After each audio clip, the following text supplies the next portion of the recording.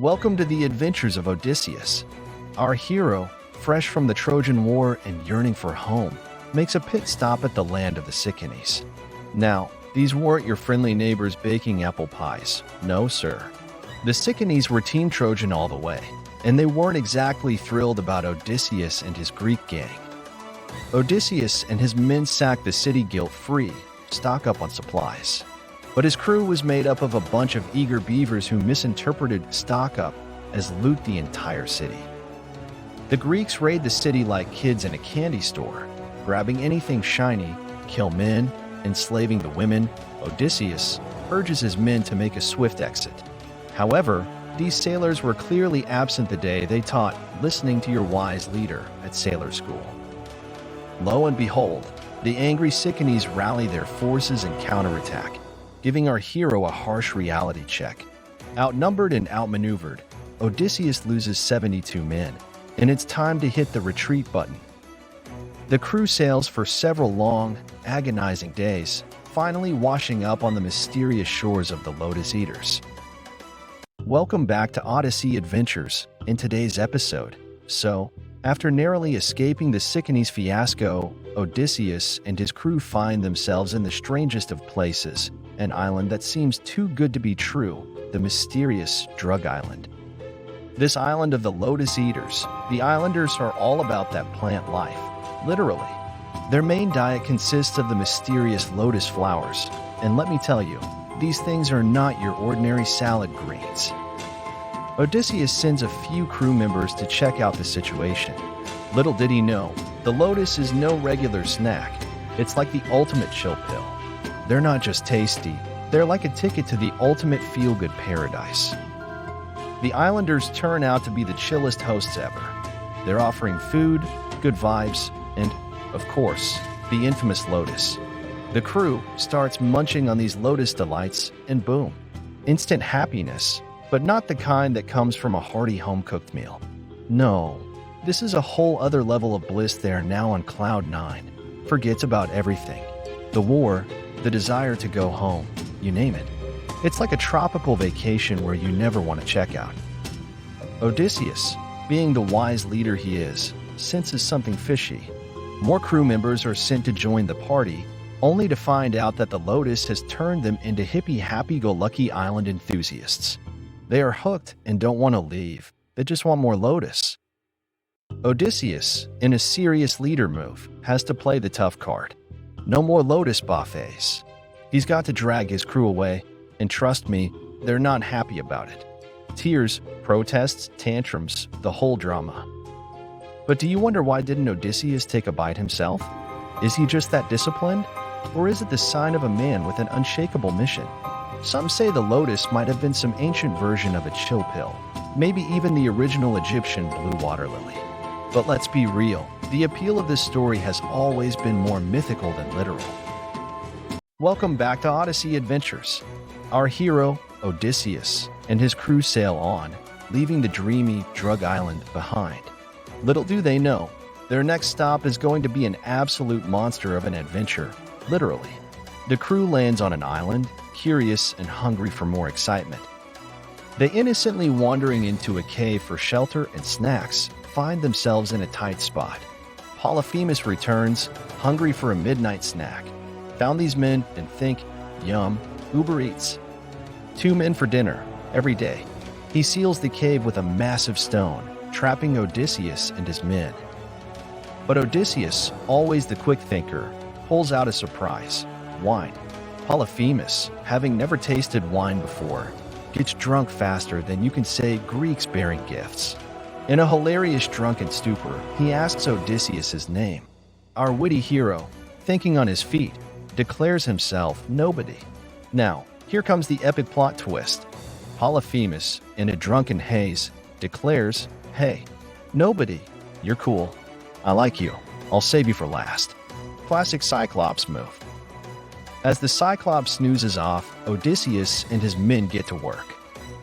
They fashion a makeshift spear and then, bam, the crew drives the stake right into Polyphemus's eye, making him scream in pain. But the drama doesn't end there. Polyphemus, now blinded, shouts for help. But when his fellow Cyclopes ask who did it, he exclaims, "Nobody did it." Talk about irony. As dawn breaks, Polyphemus lets his flock out but blocks the exit. Little does he know that Odysseus and his crew have pulled off a sneaky escape, clinging to the undersides of his flock of sheep. Polyphemus, realizing the trick, hurls boulders at the escaping ship, but Odysseus can't resist a final taunt. To clear things up, Big Head, the name's Odysseus, he shouted across the waves. For all the troubles, you have nobody to blame for but yourself. And here's the kicker: Odysseus doesn't realize that the satisfaction of revealing his name will be a wild ride of consequences. Because Polyphemus, seeking revenge, makes a beeline straight to Daddy Poseidon. Stay tuned for more Odyssey adventures, where every island is a surprise and every monster has a trick up its sleeve. Hold on to your hats for this wild ride on Odyssey Adventures. Odysseus and his crew hit the jackpot, an island. But wait for it. It's floating. Yes, you heard that right. Floating in the air like a giant mystical balloon. This isn't your average pit stop. It's a defy gravity kind of cool. The crew, all tired and craving some R&R, have no choice but to anchor down. It's time for a little island mystery and possibly a nap. Turned out this island ruled by none other than Helios, the god of wind. What could possibly go wrong? After 5-star hospitality, and they about to bid farewell. Helios, in a gesture of goodwill, hands Odysseus a bag of winds with a bold warning sticker: "Do not open." It's like stirring the curiosity button, the same when you told someone not to tell, aka, please do tell. And you know, curiosity and sailors, it's a combo more explosive than the winds themselves. Sailing towards home sweet home, Odysseus spots Ithaca on the horizon. Victory seems within grasp. He's exhausted and take a nap, but with the curiosity of his numb-witted and greedy crew, decides they're sitting on a bag of gold and open it. Boom. Winds unleashed, and our heroes find themselves back at Helios' doorstep. Talk about a windfall turned windfall. Helios, not thrilled to see them again, they approach Helios again for help, but the king's like, "Nope, you're jinxed," and slams the door. Yes, he's not in the mood to tick off the gods today. With no favoring wind, so they must row, not sail, to their next destination, which turns out to be the treacherous islands like the land of the man-eating giants, the Laestrygonians. Welcome to another gripping episode of Odyssey Adventures. Our hero, Odysseus, and his crew finally made landfall after 6 days of rowing, arriving at the dreaded island of the Laestrygonians. This certainly wasn't your average pit stop.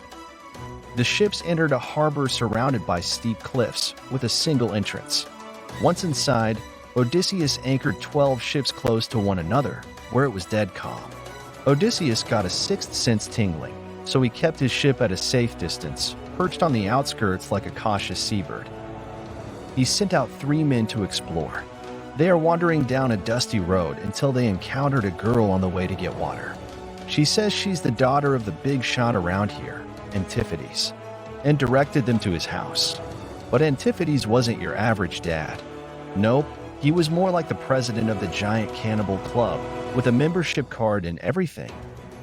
When they got to his house, surprise, the gigantic woman at the door and called her husband, a giant who ate people for breakfast, snatching up one of our poor scouts like a hungry seagull grabbing a fish. It's chaos.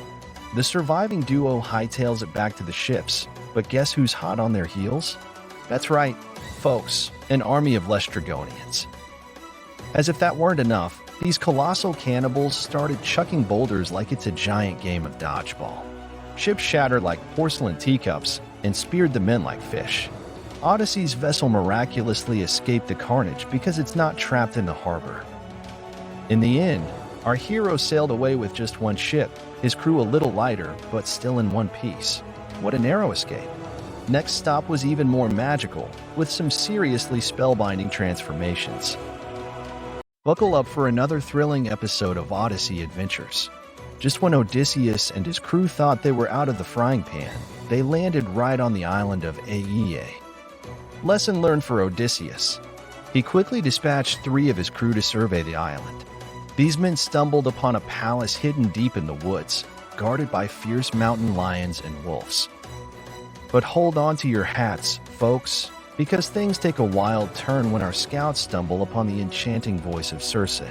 She's drop-dead gorgeous, terrifyingly powerful, and oh so seductive. Think you can resist her charm? Think again. Circe invites Odysseus's men into her palace, but one of the crew, Eurylochus, gets a chill down his spine and decides not to go in. And guess what? It's a trap. She whips up a poisonous potion and poof, turns them into oinkers. Thank the gods for Eurylochus' hunch. Now, he hightails it back to Odysseus with the scoop. Our hero hatches a plan with a little celestial help from Hermes, who gives him the magical plant called moly, the ultimate piggy protection. Now, it's showtime. Odysseus waltzes into Circe's crib like he owns the place, moly in hand. But when Circe tries to work her magic, the moly plays spoiler. Circe is like, what just happened? She even tries to pull off some wand-waving wizardry, but Odysseus stays cool as a cucumber. No piggy business for him. In a showdown fit for the ages, Odysseus whips out his trusty sword and gives Circe an ultimatum. But wait, what's this? Circe, using her wiles like a pro, dangles an irresistible offer, a cozy spot in her bed. Odysseus plays it smart, making Circe swear on the gods not to harm him or his crew. Guess what? Circe's got a soft spot for bravery. She keeps her word, zaps the pigs back to their original forms, and falls head over heels for our hero. Odysseus ends up kicking it at Circe's palace for a whole year, soaking in the luxury and wisdom. But hey, all good things must come to an end, right? Odysseus decides it's time to return home to his wife. With Circe's sage advice ringing in his ears, Odysseus sets sail once more, ready to face whatever comes his way. Next stop? The underworld, because why not consult the dead about your future plans, right? Odysseus, still shaking in his boots from Poseidon's eternal grudge, gets some advice from Circe. To navigate those treacherous waters safely, he's got to take a trip to the underworld to seek wisdom and guidance from the blind prophet, Tiresias. So, like any self-respecting hero, he gathers his crew and drops this bombshell on them. But before they can even process this, we've got some drama. Elpenor, bless his tipsy heart, took a tumble off the roof last night, broke his neck, and kicked the bucket. Next stop? The island of Cimmerians. Picture this place. It's like the edge of the earth, cloaked in mist and darkness, no sun in sight. Odysseus follows Circe's recipe to a T, digs a trench, pours in milk, honey, wine, and water, and sacrifices a ram, spilling that blood like it's the latest gossip, and boom, cue the ghostly parade. First up, Elpenor's ghost, begging for a decent send-off so he can cross the Styx without a hitch. But wait, there's more. Achilles pipes up with some life advice.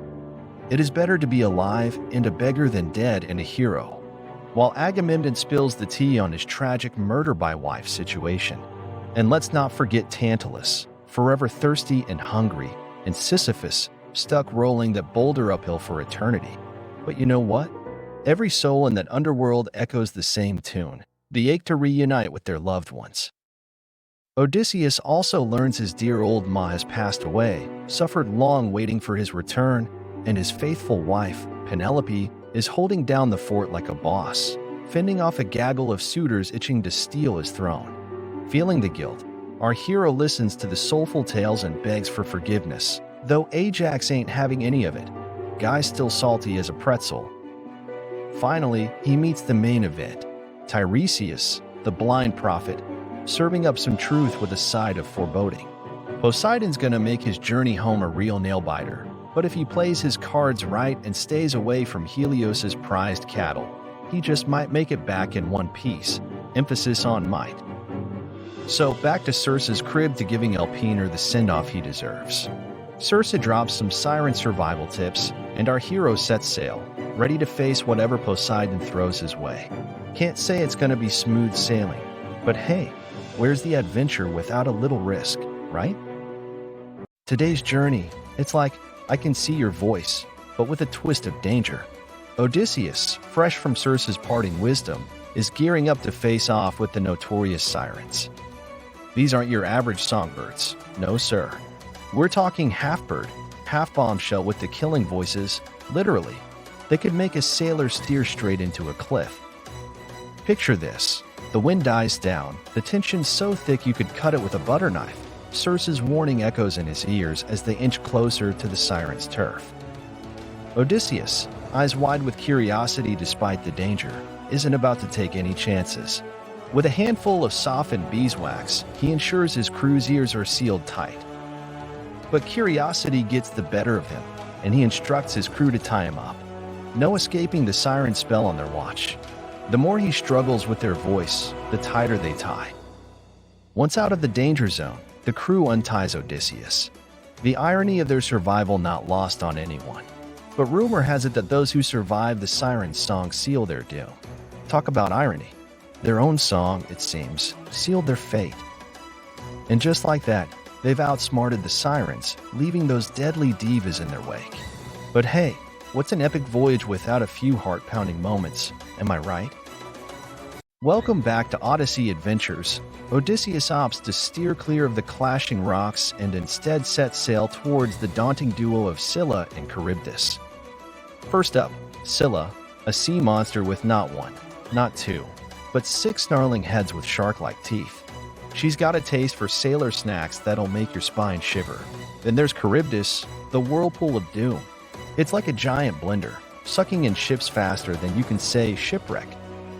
Now, Odysseus isn't one to shy away from tough decisions, but this one's a real headache. It's like choosing between 2 crab sandwiches. It's horrible, but you just have to take a bite of it. But our hero knows he's got to make a call. So, he steers the ship closer to Scylla, knowing full well that he's going to lose some of his crew. But hey, it's better than being sucked into the vortex of doom. Tough call, but Odysseus is no stranger to tough choices. As they sail past Scylla's cliffside cave, she strikes like lightning, snatching 6 unlucky sailors in the blink of an eye, one for each of her heads. It's a gut-wrenching moment, while the crew, rowing like their lives depend on it. But they press on towards their next destination, the island of Holy Cow. Will they make it in one piece? Stay tuned. Welcome back to the wild ride of Odyssey Adventures. Hold on tight as we dive into the next stop, Helios Island. So, our hero Odysseus, armed with some seriously spooky advice from the underworld, is determined to steer clear of Helios' prized cattle. But with Poseidon hurling storms left and right, the crew's morale hits rock bottom. They're exhausted, hangry, and itching for a break. With Odysseus practically tearing his hair out, the crew reluctantly swears off the cattle, insisting they've got plenty of stashed away already. But here's the kicker. These cattle? They're not your run-of-the-mill bovines. Nope, they're fat, they're fabulous, and they've got horns straighter than Odysseus's poker face. Plus, they're guarded by the divine beings. Mess with these sacred cows, and you're in for a world of hurt. So, our crew finds themselves stranded on the island, thanks to Poseidon's temper tantrums. One day, when Odysseus is off doing his prayers and whatnot, Eurylochus, that troublemaker, gets an idea. Why not feast on those luscious cattle? He whispers to the hungry mob. Better to risk the wrath of the gods than starve to death, am I right? And just like that, they're off to the races, chomping down on Helios' precious beef like it's the last barbecue of the century. They even throw together a little sacrificial ceremony, because why not? Of course, when Odysseus gets wind of their little feast, he's livid. But what's done is done, and those cows are now sizzling away in their bellies. So they spend the next 6 days indulging in a carnivorous extravaganza, trying out every recipe in the book. But Helios isn't one to let things slide. He storms up to Zeus, demanding justice, or else he'll take his sunshine party to the underworld. And you know what Zeus says? Yep, it's thunderbolt time. He zaps that ship faster than a lightning bolt. And that, folks, is how you go from a beachside barbecue to a lightning strike tragedy in just 7 days. Talk about a sizzling saga. Welcome back to Odyssey Adventures. After the zippy-zappy punishment from Zeus, Odysseus washes up on the shores of this mythical island, Ogygia. And what does he find? Oh, just your typical seductive nymph named Calypso, ready to sweep him off his feet. It's like a mini fatal attraction in the making.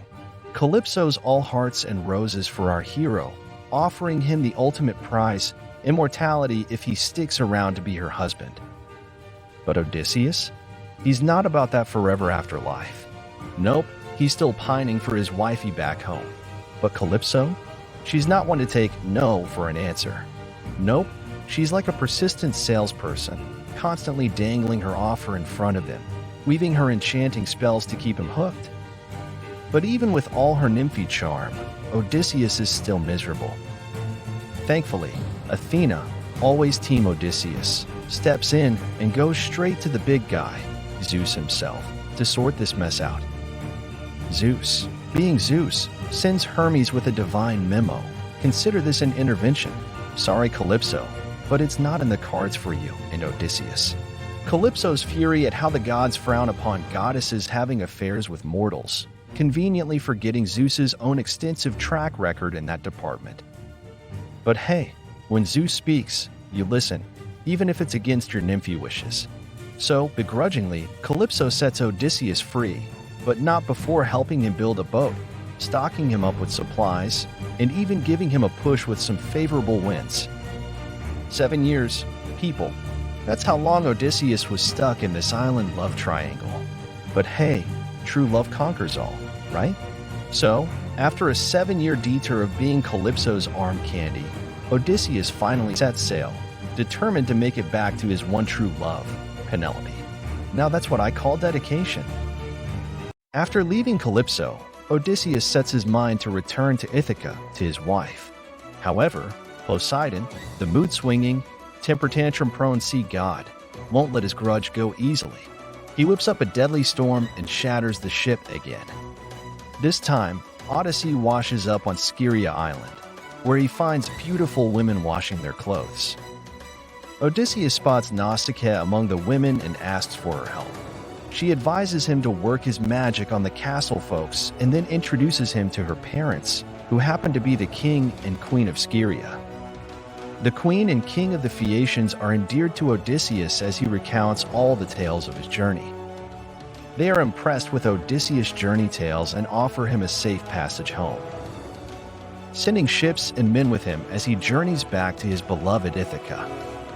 As Odysseus and the Phaeacians set sail, no storm passes, and his journey goes smoothly, thanks to the Phaeacians' exceptional maritime skills. Ironically, Poseidon's little tantrum to sink Odysseus' ship? Turns out, it's like tossing him right into the arms of the Phaeacians, the sea's golden children, favored by Poseidon himself for their top-notch maritime skills. So, Poseidon's last-ditch effort to play the villain?